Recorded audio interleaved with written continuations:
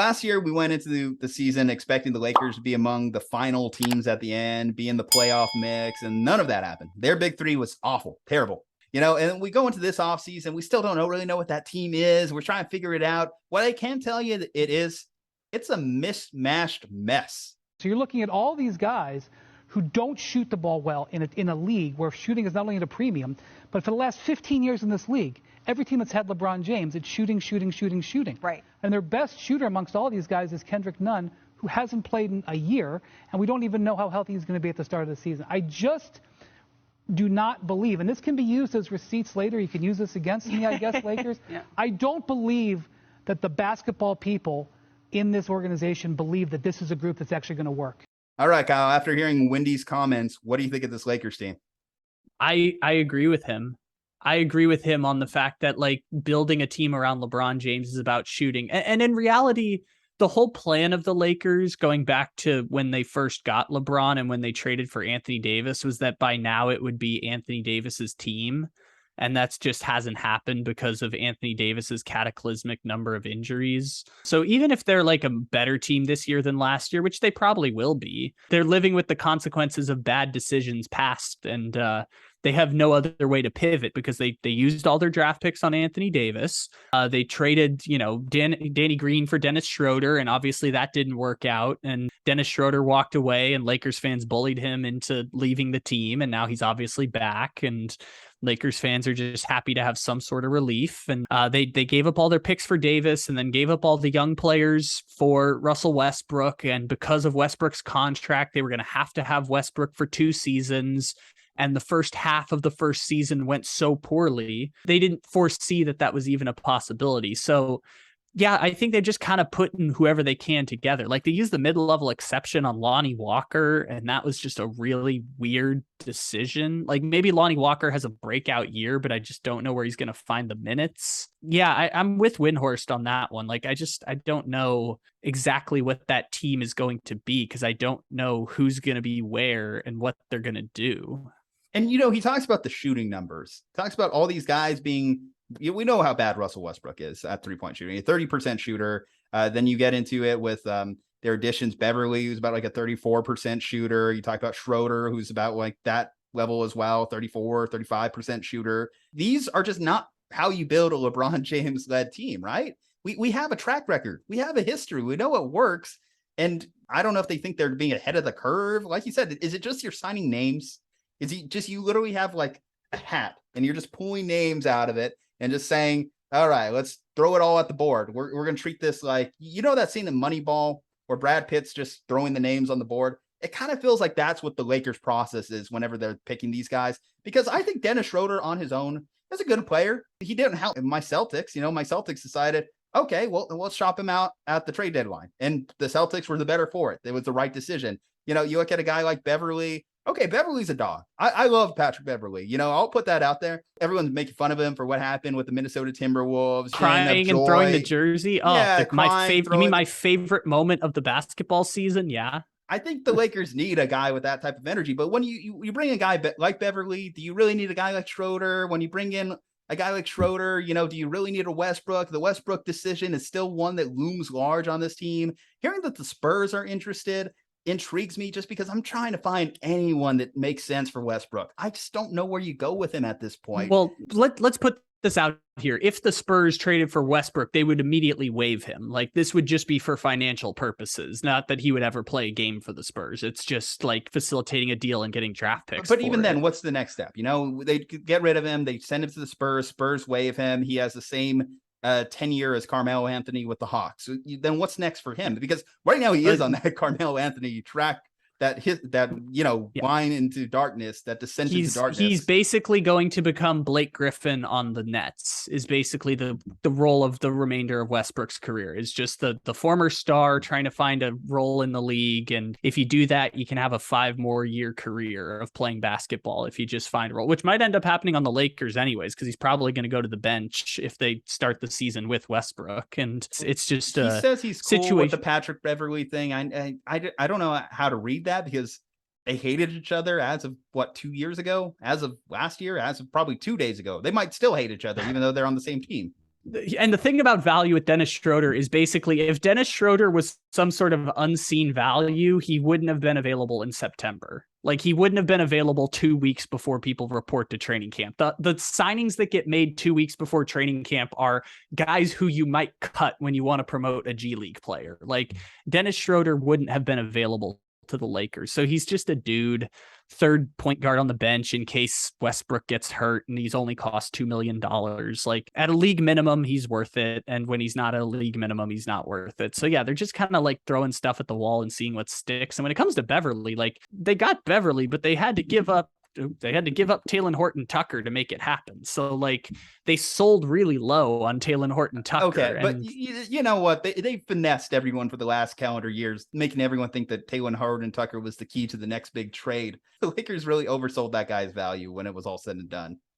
Yeah, but they just thought they could keep increasing his value. When they wouldn't include him in Kyle Lowry trade talks, that's when they should have struck while the iron was hot. They just kind of got high on their own supply and were like, this guy can be worth 6 first-round picks. And they kind of it's like realized Harden after and 1 Hero, year, except on a much sadder level. Yeah, no, they got high on their own supply and said Talen Horton-Tucker was untouchable in a Kyle Lowry trade. And then, that blew up in their face because they didn't cash out when they should have. So, it's just a tough situation that they're in. And I just don't know what the team's going to look like. So it's hard to do any analysis of how good they're going to be. Not just because I don't know the team, but like, I don't know how much. Recent rumors, Kemba Walker featured in a rumored Lakers Pistons trade. This is getting sad. Kemba Walker's still on the Pistons? Oh God. I thought he would have gotten him.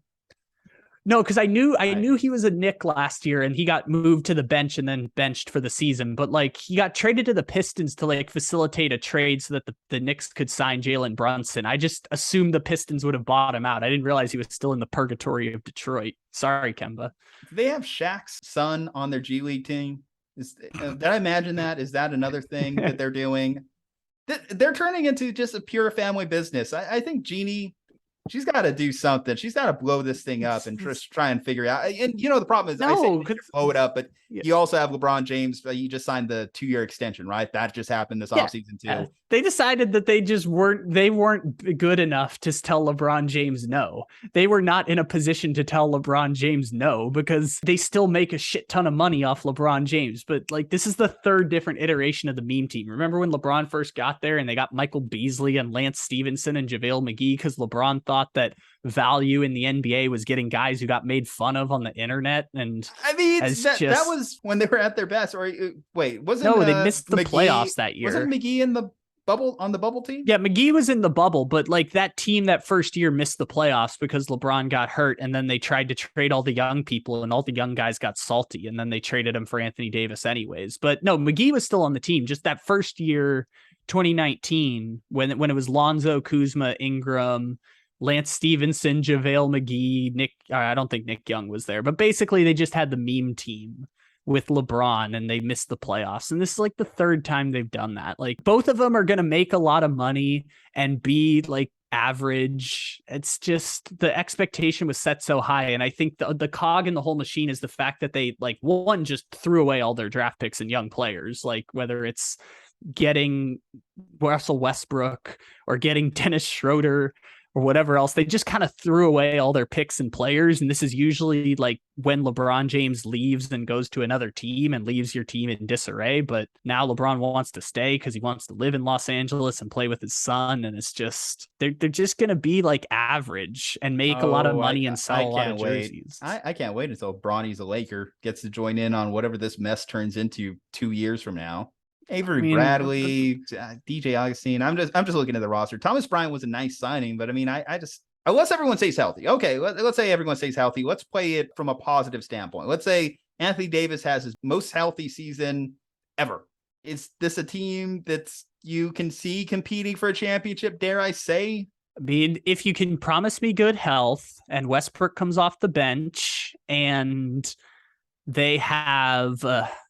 Let's say Thomas Bryant plays the whole season because Thomas Bryant can kind of shoot threes. And Lonnie Walker averages the same amount he did with the Spurs, which is like 12 points a game on like 14 minutes or 15 minutes. Kendrick Nunn plays. I don't know. If that's the Scottie case, Pippen as long Jr. as LeBron, develops, I don't know. yeah, as long as LeBron James and Anthony Davis are healthy and averaging 25 points a game, they can compete. The Warriors are probably better. Denver's probably better. The Clippers are probably better. Memphis is right in that group. They're better than Phoenix. I'll say that. They'll be better than Phoenix if everyone stays healthy. I can't buy that just yet, just because I know the Phoenix Suns are going to bring back mostly their core. I know they were shopping around Jay Crowder. I'm not going to put them ahead of Phoenix just yet. I think that team still, despite whatever's going on with Robert Sarver, is still a good team. The Suns will still be good. The Grizzlies will still be good. The Clippers should be good, barring health on their own accord as well. The Warriors, I mean, how can I disrespect our defending champions? They're going to be good. And they're still really good. There's ascending teams. There's teams that are getting better. The Nuggets are getting healthier. The Pelicans, I think the Pelicans are going to be a good team this year. Zion's healthy too. Health qualifiers for everyone, right? Is this an up-and-comer? They kind of have a few pieces that I like. Ingram really showed something in the playoffs. Pedro Alvarez, they play scrappy defense, like their coach, Herb Jones. I like that roster. I like that roster a lot better than the Lakers roster when we get past LeBron James. Yeah.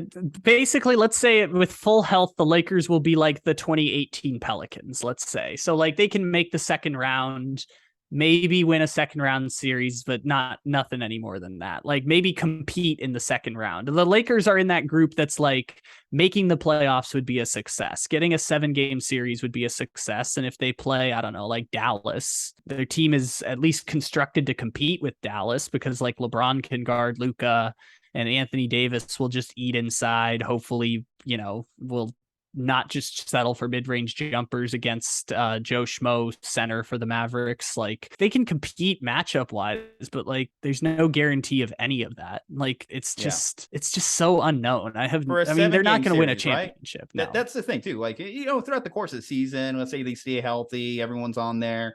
Talk about, okay, they're probably a 50-win team if everyone's healthy, right? They're probably about that. But a 7-game series, do I trust them to beat a better team 4 times? I don't know. I guess the LeBron James luster has worn off over the years. Like the idea that LeBron James will just magically make your team better has worn off. And like even when they won the championship in the bubble, they didn't play any team that was as good as them. They didn't play Milwaukee. They didn't play the Clippers. Like I guess the LeBron James luster has worn off. That like one game win everything. LeBron could give it to you, but like. Yeah, making a 7-game series would probably be a win for the Lakers. And like winning the 7-game series should be the expectation. Like if you're the Lakers and you've invested all this and you have LeBron and Anthony Davis and whatever, like the expectation should be to win a 7-game series. But I just have no idea what the team is going to look like. Darvin Ham, good luck. Wish you the best with this team because it's going to be a headache all year. It's going to be a roller coaster. And I'm here for it. Drop below what do you think of this current iteration of the Lakers roster in the comment section. We kind of want to know your thoughts. Do you think this team might be a surprise contender? Do you think they might return to form? Leave a like on the video, subscribe to the channel, follow us on social media. From Juju and Kyle, stay safe, happy, and healthy. We'll see you on the next one.